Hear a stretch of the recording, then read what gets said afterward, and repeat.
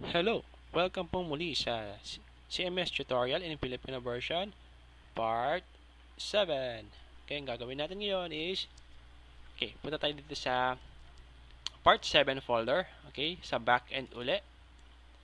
Okay, mapapansin nyo dito, meron tayong sa process folder, meron na tayong logout, okay? So, tapos na tayong mag-register, login, and logout. Okay, so, edit natin yung logout.php and explain ko yung code. Okay? Tapos, munta tayo dito sa includes. Explain ko rin yung mga functions. Meron tayong gagawing bagong functions dito. Okay?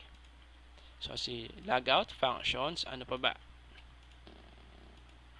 At si index.php. Okay? So, mapapansin nyo dito sa index.php, so hindi pala sa index.php, pasensya na. Ito tayo sa process.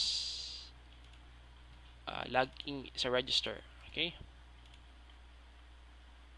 Okay. Okay, yung naka-comment nung nakaraan, okay, nung sa part 6, naka-comment itong else if exists. Username, users, okay?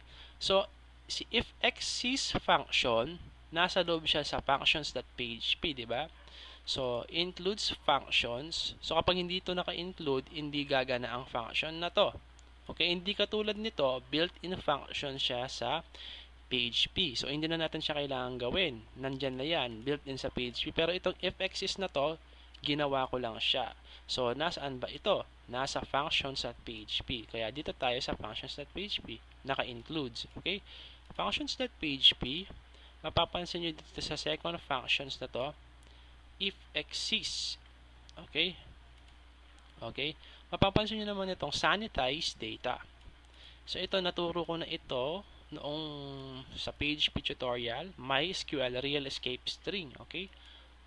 Kasi yung real escape string na to, ang ginagawa niya is inaalis niya yung mga sobrang quotation marks. Kasi itong mga quotation marks at saka backticks, delikado ito sa database. Okay? Pwede magka-error yung database natin. For example, naglagay ka sa form ng username na merong ganyan. For example, nag-register ka ng ganyan, Daniel. So, syempre, kapag hindi na-escape ito, kapag kasing escaping, inaalis niya to. Kaya escape string Inaalis niya itong mga ito para hindi magka-conflict. For example, ito yung nilagay mo sa form. Ngayon, cut, from, tapos yung table, from table, ganyan. Magdodoble yung mga dito. 'Di ba? Magkakaroon siya ng conflict kasi yung binabasa ng MySQL table, MySQL database is wala dapat silang ganon. Okay, kaya lahat ng data dapat nakasanitize. Inaalis niya yung mga backticks at saka yung mga excess quotation marks. Okay, o kaya next, dahil may sanitize na, mapapansin nyo ito return. Ibig sabihin, pwede itong gamitin yung function na sanitize data. Mapapansin nyo dito, sanitize data. Okay? Data is equal to sanitize data. So, ito, okay, table and field. Okay, mapapansin nyo dito, sa loob ng functions na to, ano bang ginagawa niya? Itong buong ito. Okay, sabi dito, data is equal to sanitize data. Okay? Then, query, MySQL query, select count ID from table. Ito yon. And where field, ito, is equal to data. Ito. So, para saan itong if exists function? Okay, yun muna yung tanong natin. Para saan ito? For example, magre-register ako dito. Okay, register. Tapos, tingnan mo yung database natin. Users. Meron tayong Daniel na username, di ba? Tapos, meron tayong username na Darwin. Paano pag nag-register ulit tayo ng Darwin? Di magkakaroon tayo ng dalawang Darwin na user. Kailangan maging unique yung ating username. Kaya kapag exist siya, dapat wala na siyang gagawin. Hindi na siya successful registered. Okay? Mapapansin nyo dito, Ayun, nadoble siya, do. So, pag ganyan, mali yun. Kailangan isa lang. Isa lang si Darwin. Hindi pwede maging dalawa. Okay? So, sa registration form natin, kaya tayo gumawa ng fxsys function. Okay? Next, punta tayo sa register.php. Sabi dito, if xsys username, okay, copy natin ito. Para maintindihan nyo, explain ko lang. Hindi ko naman ito anayin. Explain ko lang dito. Okay. Sabi dito fxsys data, table, and field. So, ito kasing username na to, ito yung post data. Okay? Ito yung post data na tinype natin sa form. Okay? Ngayon, i-check niya, ito ba, okay, exist na. So, saan niya hahanapin? Itong users naman ito yung table sa database. Okay? Ito yun, oh. Ayun, oh. Diba? If exists, okay, select count ID from table. Saan ba yung users? Ito yun. Okay? So, ito, table users. Tapos, si field. So, field naman, si username. Okay? Meron tayong dalawang field sa diba? Si username at saka si password. So, sabi dito, kapag itong post data na ito sa user table, dun sa username na field, ayan, where username is equal to data. So, sabi, data. So, ito yun. Ito yung username. Ito yung post data. Ngayon, pag equal sila, may nahanap siyang kapareho. Okay? Sasabihin niya, data is already exists. Okay? Header location, index at PHP message. Ganyan. Exist na daw siya. Okay. So, subukan natin. Okay.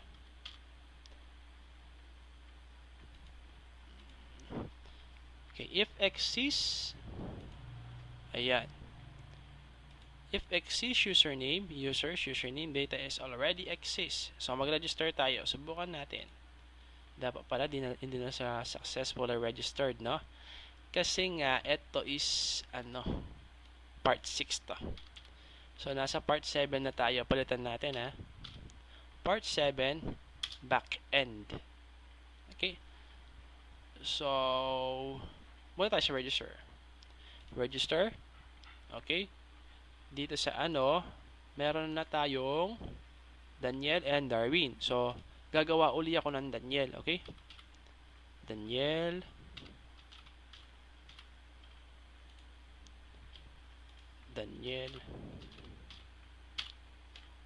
and Daniel uli. So, kapag nag-register ako, mali. Anong mali dito? Users, para uli. Okay, so, i-post ko muna. Tingnan ko yung error. Okay, continue po natin. Okay, nagkaroon lang tayo ng typographical error. So, subukan po natin uli. Okay, if exists. Okay. So, try ko na po. Dito, alam ko data is already exist na. So, sa part 7 is ito yung natin. New users. Meron na tayong Darwin, Daniel. So, Jenny muna. Jenny Lynn. Ay, register po pala. Jenny Lynn. Okay, register. Successfully registered kasi ayun. So, i-type ko uli yung Jenny Lynn. Okay? Register uli.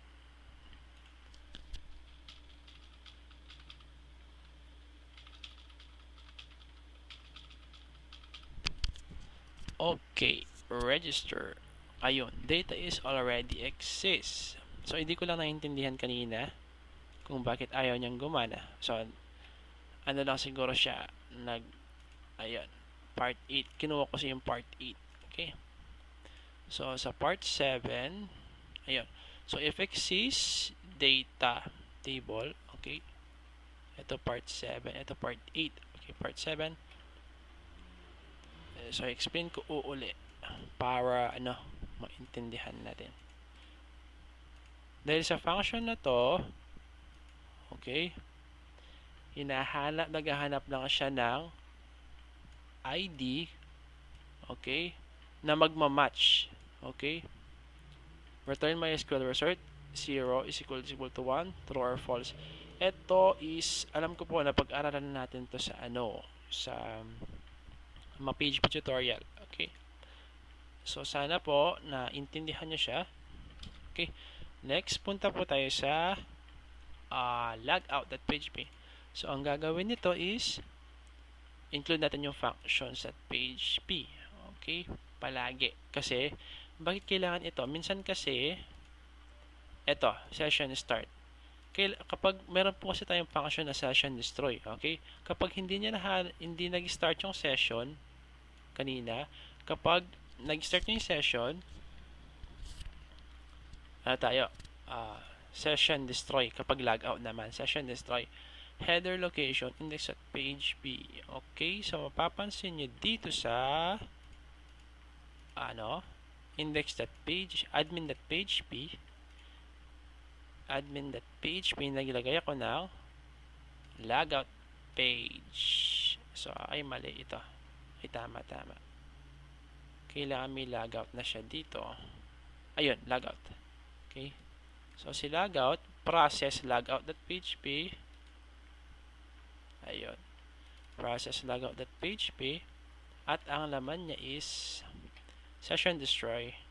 Pabalik siya sa index.php. Try natin. Okay. So, kailangan muna natin mag-login. So, login.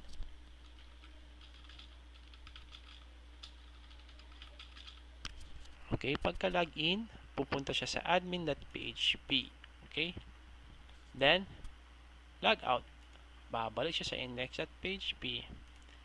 Ayan. Ang problema ngayon is, anong sense naman ng login form na to? Kung hindi siya secure, di ba? Kasi tignan niyo dito, index.php, di ba? Ngayon, punta tayo sa admin.php. Okay. Ano napansin niyo dito?